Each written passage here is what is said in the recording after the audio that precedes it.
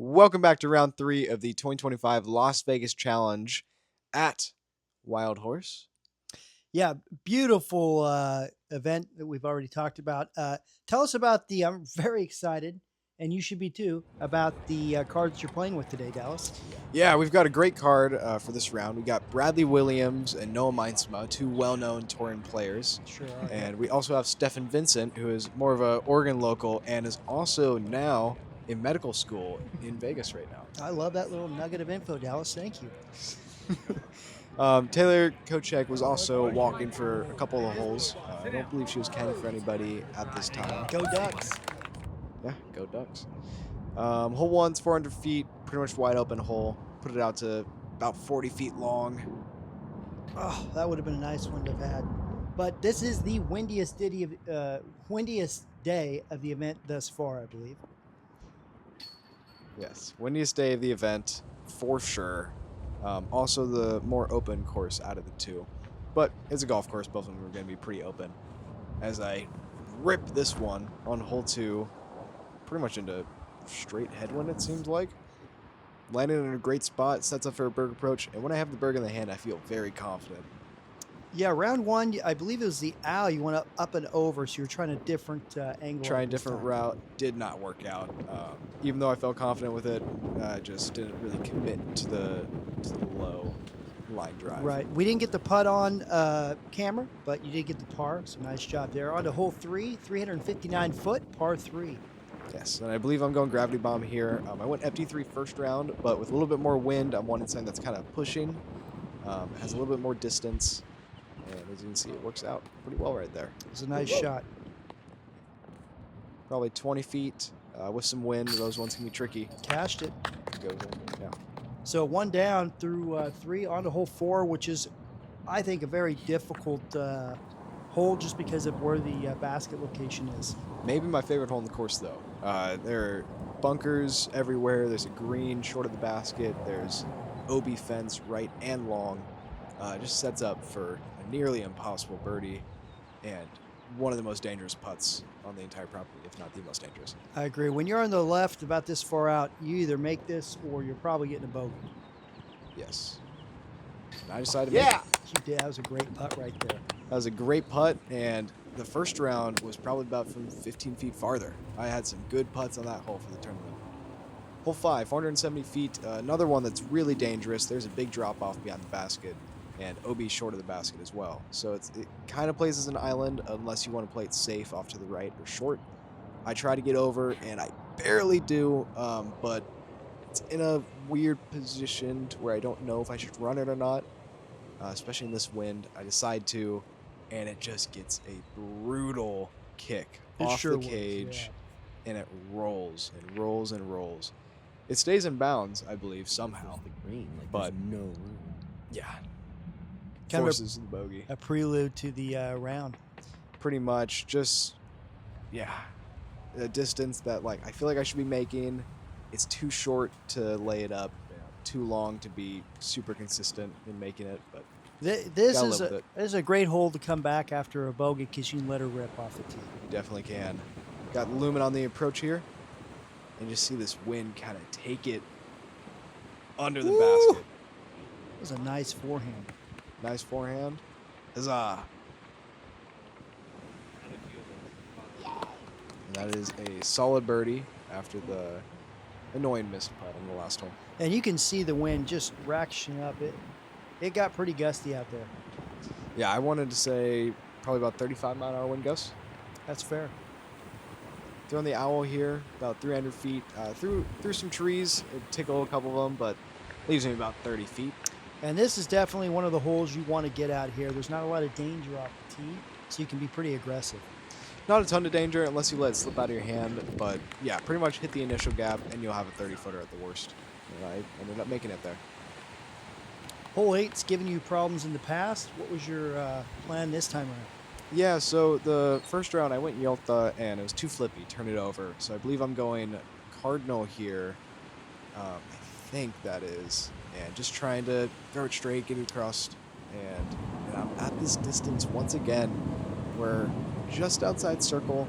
Everybody else on my card laid up from about this distance. And if I remember, Bradley's looking at you going, I can't believe he's going to run this putt. I feel confident in my putt. I give it a bid, and I just felt a little bit too confident there. There was a strong tailwind. Really thought it would drop it. And if anything, did the opposite. I feel like I got that nose down maybe somehow. And now I have an even harder comebacker into pure headwind outside the circle. Great bid. I mean, I launched it, but it just doesn't stay. You sure did. That makes this for a bogey. A big putt. It's not very far, but you can see the wind really picking up. Gotta make sure I take my time. Just launching in the center. Yeah, you can just, all you can do is smile. Yeah. Before like that. Some pretty good drives to start off the round, but probably 3-4 strokes lost on the putting green.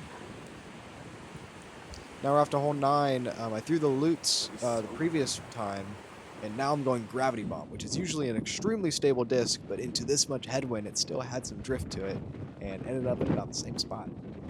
I've got this kind of weird toss putt upshot with the owl. I hit It looks cage. like a kiss the pole. Yeah, a cage pole works out. It's par. Can't triple putt it to put it under the basket. I like that. Hole 10, a lot of danger to this one, at least if you go to the right. And into this headwind, this is just such a scary hole. Yeah, is this the Macbeth ace back in the day? Nope, we are not even close to that hole. Okay, well. It's also the wrong course.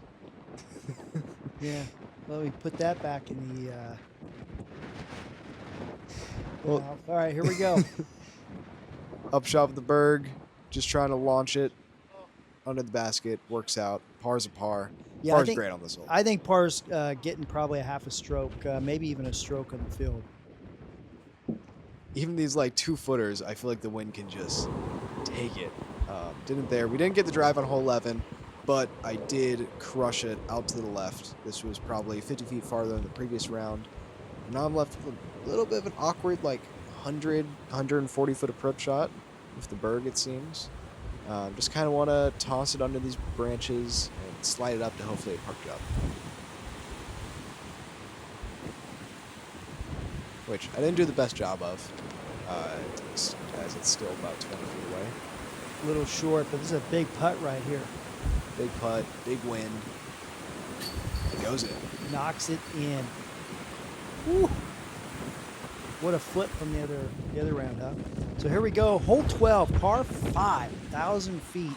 This is a big bomb off the tee, and then a second big bomb, and a little forehand.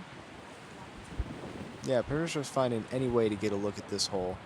The tee shot is probably the most important. It's a slight turnover, especially into this wind. It's just really difficult to get that angle right.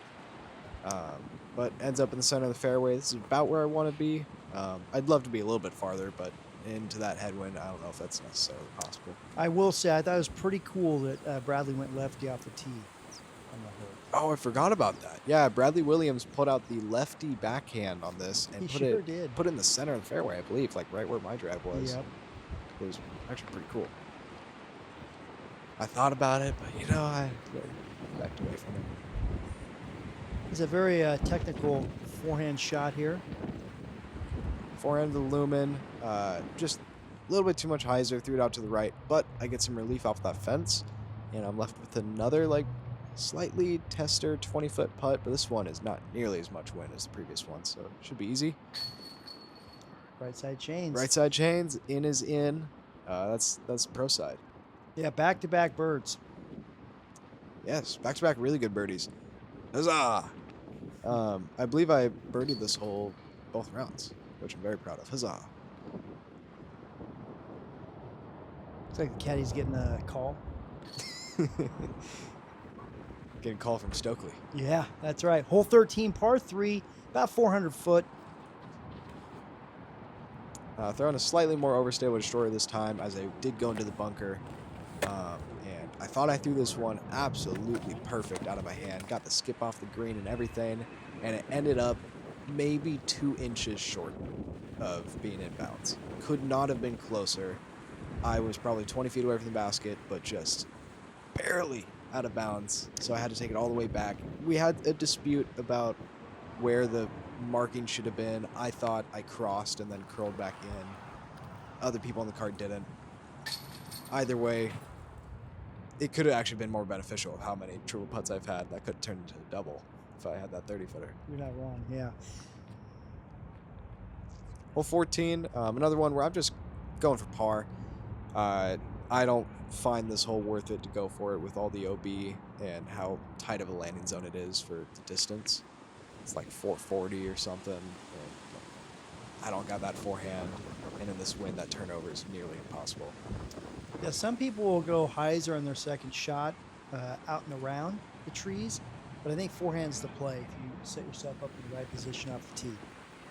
Threw a great approach there with the berg, about 10 feet away. Again, got to make sure these are going into the center of the basket, and I got to make sure I put a little bit of conviction. But not too much. That was a great putt. Hole All right. 15. Yes, probably my favorite hole in the course. This is the spectator hole, the moment we've all been waiting for. We went OB long round one, so let's see what we do round two. I'm going with a slightly more overstable destroyer, and I throw this a little bit too high, a little bit too inside, but it also gets a massive drop at the end. But what happened is it landed pin high, skipped off the path, and hit these rocks right there, and then trickled back out of bounds. So it could have like hopped over them. It would have been probably 10 feet, but kind of did more of a straight skip. And Yeah, unfortunate. unlucky break. Again, 16, a great hole just to let out your frustrations. Yeah, 16 absolutely crushed this one. Probably 550-ish with my green destroyer, slightly unstable destroyer. I love this hole, especially after 15 because most of the time I'm going to bogey it. Agree. Round one, you left it a little far left. Let's see if you can get a little closer on this shot. I'm also going berg this time. Just shows you how much better of a drive it was. Yeah, and that's a great approach. It did trickle a little bit for a berg, which is a little bit surprising, but 15 feet shouldn't be an issue. It's a little mound positions in Vegas. Yeah, another mound putt. See a lot of those out here. Great putt. Great bounce back. And at this point, the scores between me and Bradley are very close, and I was kind of checking scores on and off. If I birdie out, there's a very solid chance that I get onto lead card for the final round. So hole 17 is a big shot. Woo! And I almost ace it. Absolutely pin it with my gravity bomb on the forehand. Bradley ended up hitting the tree and took a par. And so now, as long as this one goes in, which it does. And it does. Oh, and so you just missed CTP. I couldn't quite tell from there. So now, if I birdie hole 18, I get onto lead card for the final round. What are you throwing here? I'm throwing a PD. I went FD3 the previous day, and I didn't really like it that much. So this one I tried to punch a little bit more flat, which I think I did. I just didn't really get the power on it. So everybody watching, Grandma's behind the basket. Bradley's staring at me. He had just missed his putt for birdie. So this is for lead card. Oh, and just left side. Very frustrating way to finish the round. With all the triple putts I had, it was really the putting mistakes that caused this round to be just short of a wonderful one. Yeah, I think, when it's windy outside, you learned a lot. When to be aggressive, when not to from a round like this. So -4, 1043, and a ton of wind on Millennium course. Pretty solid. Putting could have been better. Driving was very solid, though. And really happy to be able to play Bradley Williams. I think that was my first time playing with him. That puts me on chase card with some cool people for the final round and Stefan Vincent once again. Oh, super excited about that. Make sure you check in for round 4 coming at you soon. Yes, hit that like and subscribe button, and we will see you tomorrow.